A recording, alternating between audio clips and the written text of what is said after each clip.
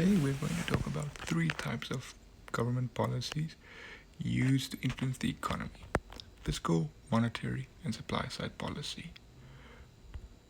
To the thinking chamber. First up, fiscal policy. Now fiscal policy is when the government uses government spending and taxation to influence the demand in the economy.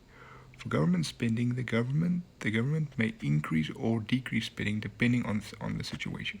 If the government wants to increase economic output, especially if the economy is in a recession, they will increase spending on things like education, healthcare, infrastructure, and give out more subsidies.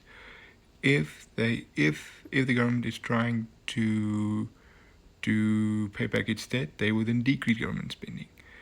The same is for taxation. If the economy is in a recession, government will usually decrease the tax rate on income, sales, and capital gains to help so that people have more income to spend on other goods and services. If the economy is doing very well, the government may then increase income tax to usually pay back the debt that it may have accumulated in that period. Now monetary policy is not usually implemented by the government, but rather by the central bank. If the economy is in a recession, and the government wants to increase exports, they can instruct the central bank to reduce the value of the exchange rate, making exports cheaper and more attractive abroad. For interest rates, if the central bank wants to increase spending in the economy, they will usually reduce the interest rate, which is the amount of money people pay per month on loans for cars, houses, and other things. Now, money supply is when the central bank prints out more money so that there's more money available in the economy to be spent. Now, supply side policy.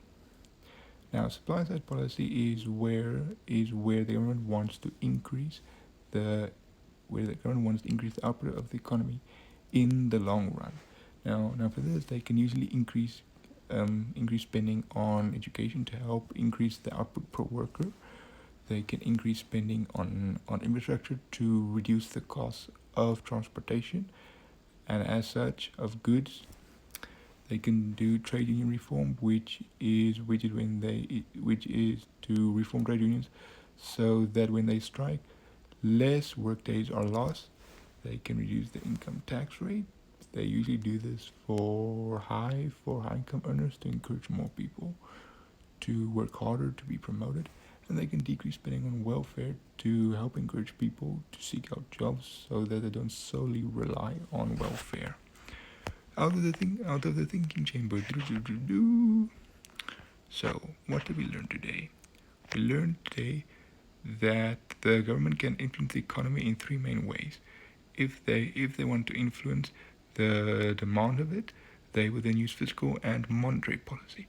If they want to influence the total supply in an economy, they will use supply side policy.